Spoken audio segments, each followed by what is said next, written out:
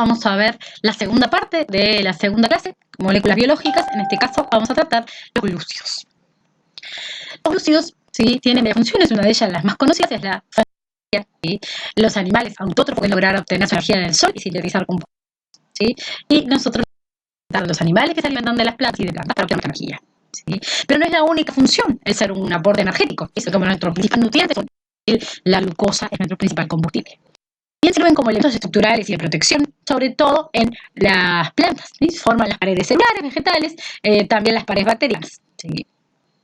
También tienen funciones de adhesión celular. ¿Se acuerdan que vimos en la parte de los glúcidos? Bueno, estos azúcares normalmente tienen funciones de adhesión de células o a una matriz o de células con otras células. También sirven como un marcador celular de crecimiento molecular. Son marcadores de las células, ¿sí?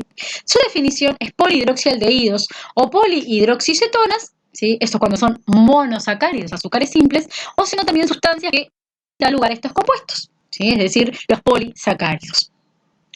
Los hidratos se denominan hidratos de carbono porque si uno mira su fórmula química general es CH2ON. N es el número de carbonos. En la naturaleza, los simples, los monosacáridos, van de 3 a 7 carbonos, ¿sí?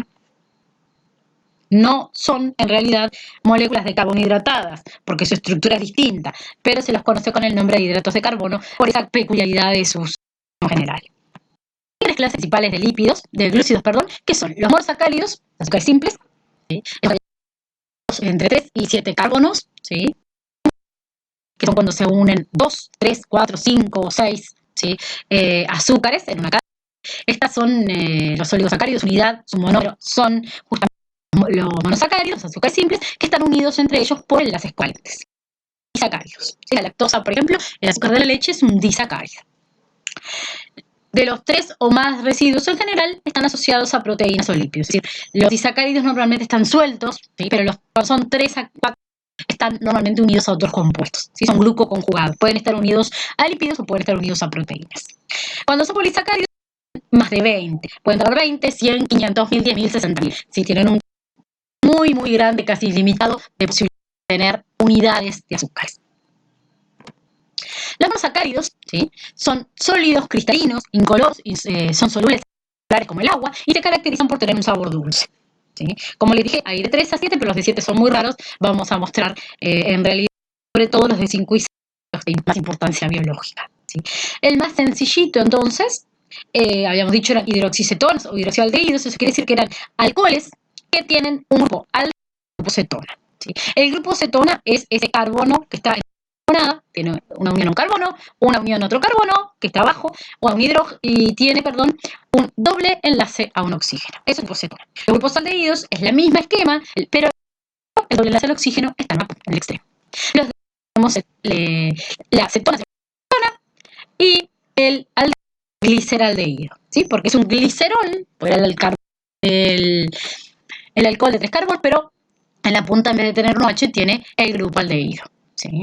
De 6 carbonos vamos a tener, por ejemplo, a la glucosa, a la fructosa, ribosa, desoxirribosa, etc. Esta representación en la que se representan de esta manera se llama representación de Fischer, ¿sí? ¿Qué es lo que ocurre? ¿Yo puedo convertir a una acetona en un aldehído? Sí.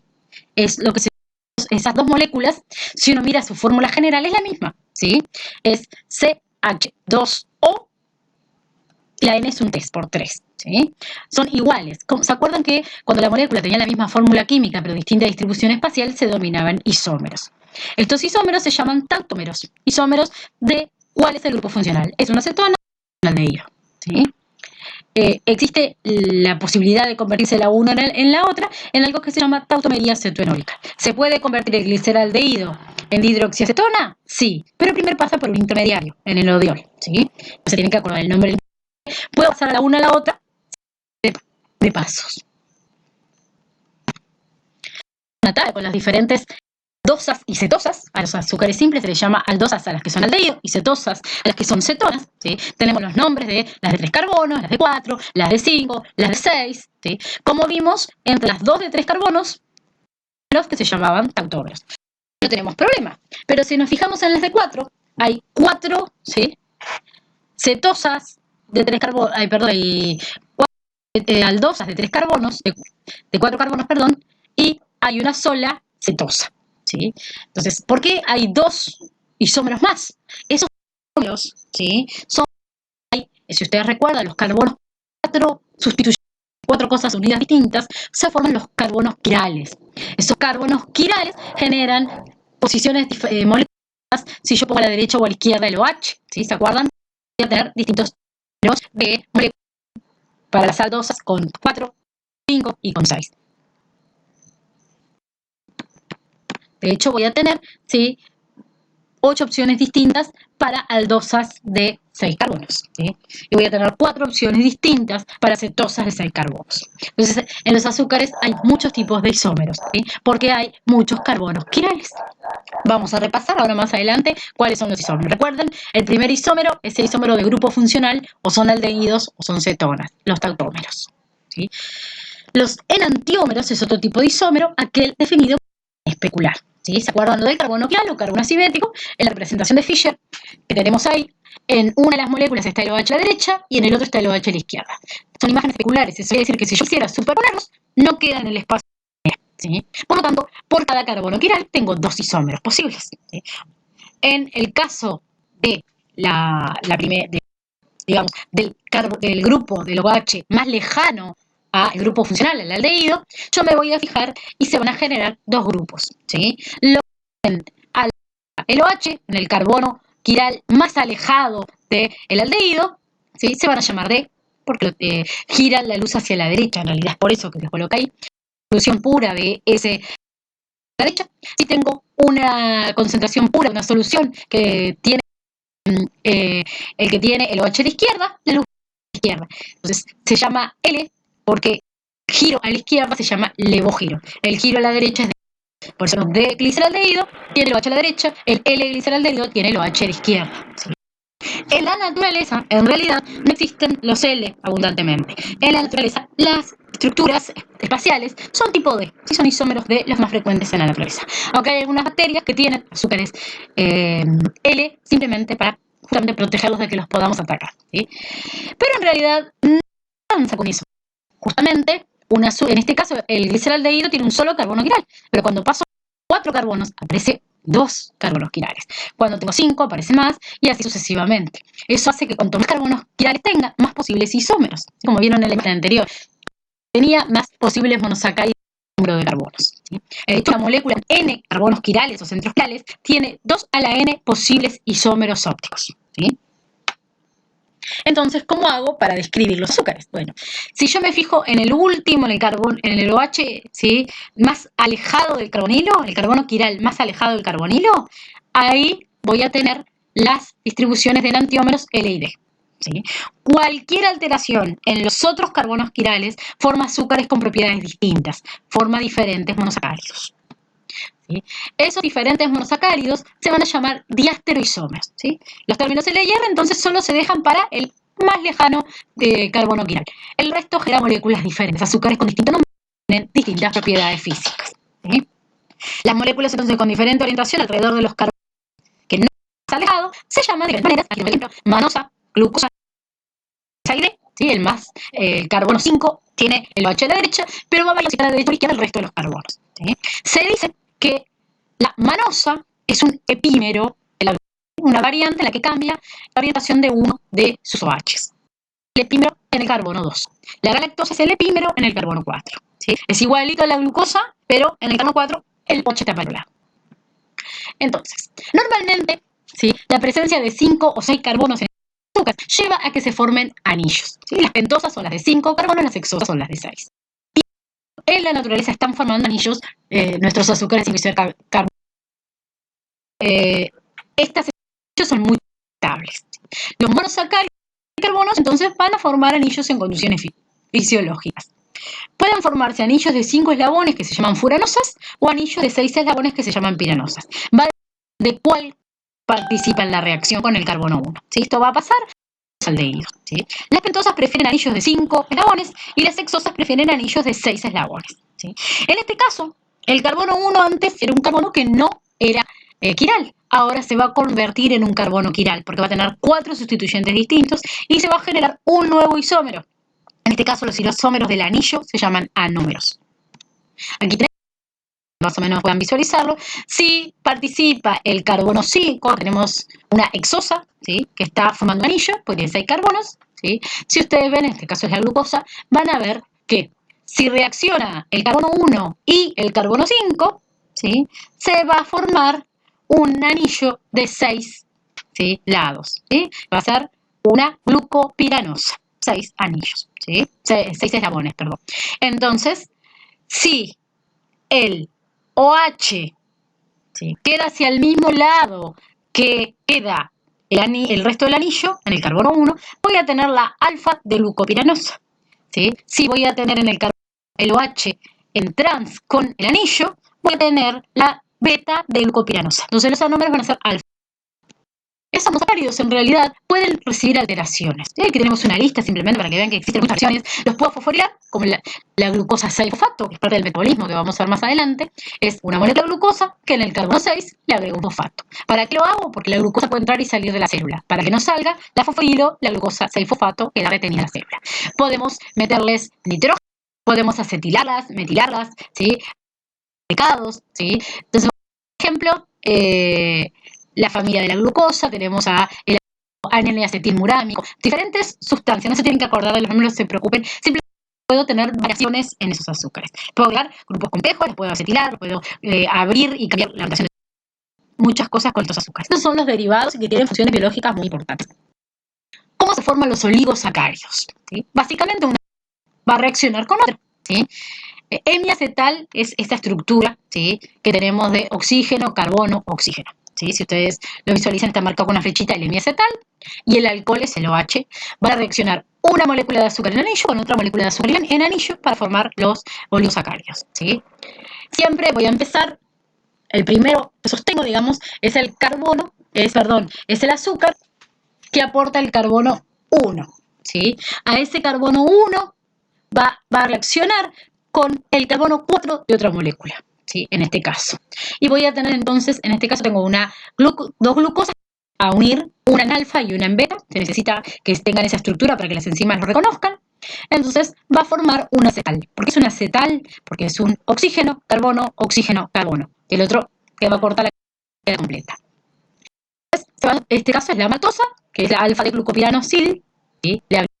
Lo tengo unido, 1,4 que me indica qué carbono se unen, según el carbono 1 del primer con el carbono 4 del segundo azúcar de glucopiranosa. Ese es el nombre completo, no se preocupen de la nomenclatura, para mencionarlo, ¿sí? Tenemos a la lactosa, que es un disacárido, tiene una beta de galactopiranosil, 1,4 beta de glucopiranosa, ¿sí? Entonces, tenemos como vieron, lo que les tiene que quedar claro es que para poder nombrar un disacárido, en este caso, tengo que nombrar cuál es el primero que es el carbono 1, cuál es el aporte de carbono 2 que voy a nombrar segundo, qué estructura en anillo estaba. ¿Sí? ¿Sí? Y sobre todo es el isómero. Arranco por mencionar el isómero de anillo, es alfa o beta.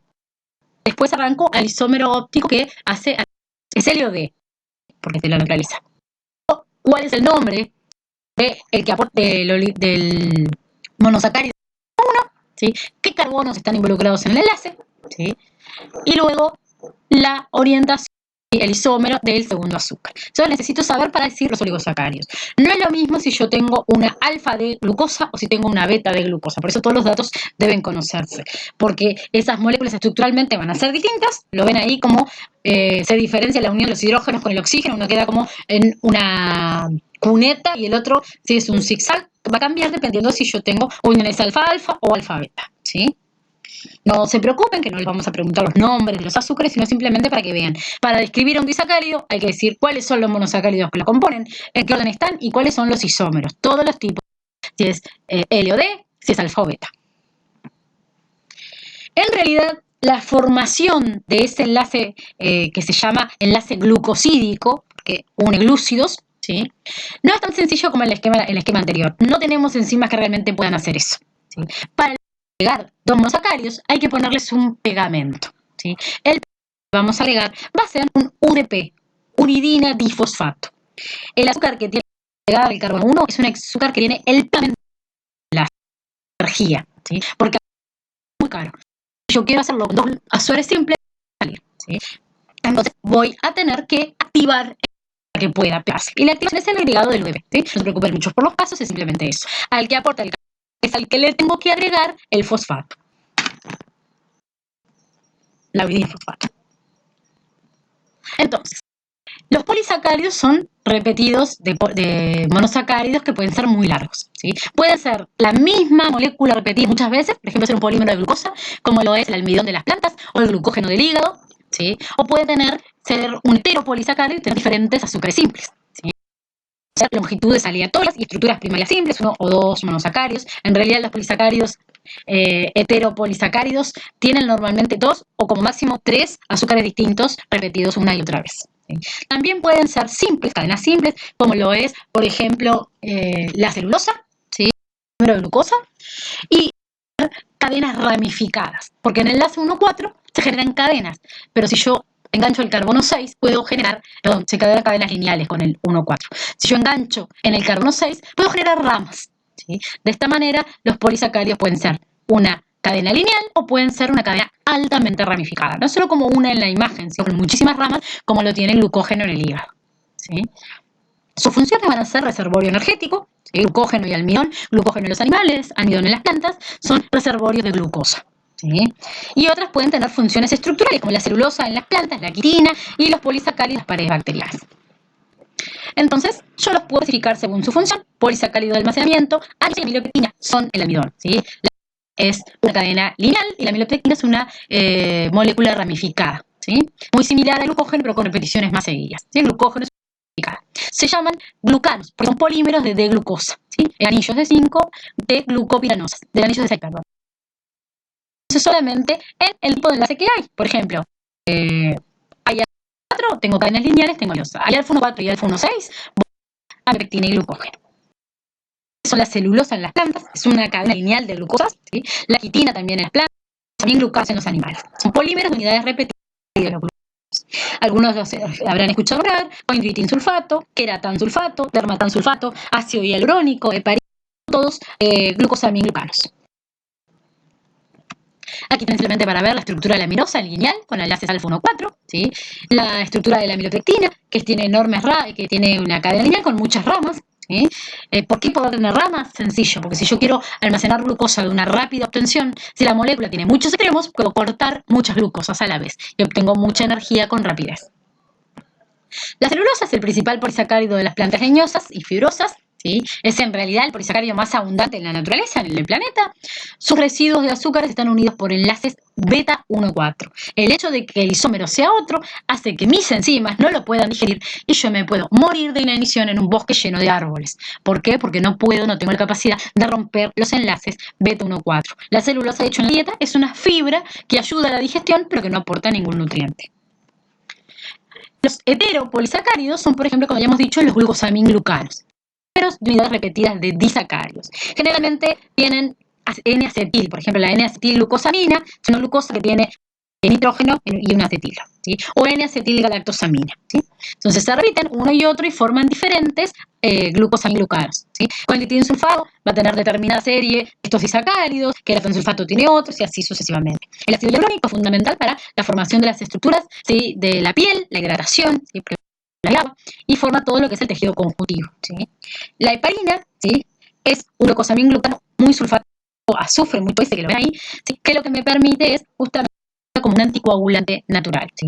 Lo tenemos en nuestro organismo y es un anticoagulante. También se aplica como medicamento a los pacientes que tengan problemas de coagulación o que hayan tenido un problema cardíaco y se quiera mantenerlos, ¿sí? Con la sangre más liviana, ¿sí? Otros son esos glucosaminglucanos en realidad muchas veces interaccionan con péptidos o con proteínas. Los peptidoglicanos son un complejo de polisacárido y péptidos. No son proteínas, no son largos. Y son los que forman las paredes bacterianas, ¿sí? Si ustedes ven, hay unas cadenas de azúcares, ¿sí? Que son justamente los glucanos, ¿sí? Donde se repiten las unidades, en este caso acetilmurámico y N-acetilglucosamina, ¿sí? Lo tienen en verde en N-acetilmurámico y en rojo en N-acetilglucosamina. Se repiten una y otra vez esas cadenas de azúcares y van a tener unidas un pequeño péptido que tiene 4 aminoácidos, ¿sí? Que son alanina, ¿sí? L-alanina, D-glicina, L-lisina, D-alanina. Como ven, hay L y D, ¿sí? En la naturaleza, se acuerdan que los aminoácidos eran L, pero estas bacterias quieren que mis enzimas no las reconozcan y entonces tiene aminoácidos de estructura diferente a lo común, ¿sí?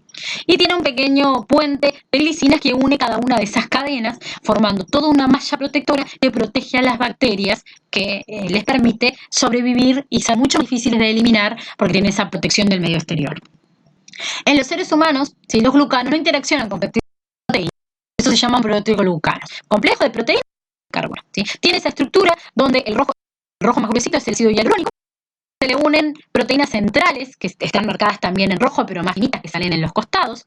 Y a esas proteínas centrales, los glucosaminglucásicos, el coindritin, el queratán sulfato, ¿sí? Y su función básicamente es la formación de la matriz extracelular, para mantener juntos los componentes proteicos de la piel y del tejido conjuntivo, ¿sí?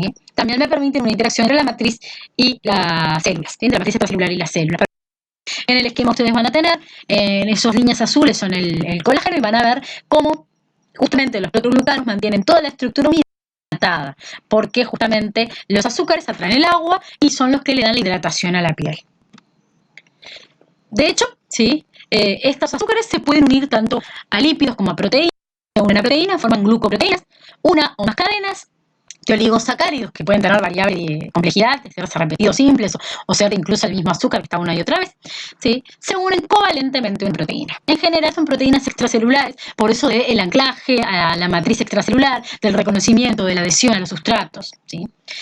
Los oligosacáridos también son portadores de información, son sitios de unión a ligandos, a otras proteínas, ¿sí?, a mensajeros, ¿sí? Los oligosacáridos en general se unen a la proteína cuando ya se encuentra dentro del aparato de Golgi para su empaque y traslado hacia la membrana celular, ¿sí? Se pueden unir no cualquier aminoácido, que sea un enlace covalente enganchado a cualquier cosa, sino que normalmente existen uniones a oxígeno o uniones a nitrógeno, ¿sí? En las uniones O al oxígeno, normalmente es a oxígeno, se unen a la serina, el aminoácido serina. Tenemos ejemplos, y también a la treonina en menor cantidad. Los uniones a nitrógeno se hacen a través del aminoácido asparagina, ¿sí? Aquí tenemos simplemente la unión con los lípidos, el lipopolisacárido. Hablamos de que se unen es a la esfingosina, ¿sí? Y de hecho un ejemplo común de estos glucoesfingolípidos son justamente el grupo cero, ¿sí? El grupo sanguíneo cero, ese que tenemos ahí, tenemos esfingosina, que está unido a un ácido graso y está unido a sacárido. Ese es el antígeno cero. Es una enzima que es capaz de agregar N-acetosamina. Voy a tener una azuquita más en ese oligosacárido y voy a tener lo que se llama el antígeno A. Y yo tengo una enzima que en vez de agregar N-acetilgalactosamina, agrega galactosamina, voy a tener el grupo sanguíneo B porque tengo el antígeno B. Tengo ese oligosacárido con ese azúcar extra, ¿sí? Si tengo heredado de uno de mis progenitores, de mis padres, el antígeno A y de mi otro padre el antígeno B, mi sangre va a tener estos dos esfingolípidos y voy a tener el grupo sanguíneo AB.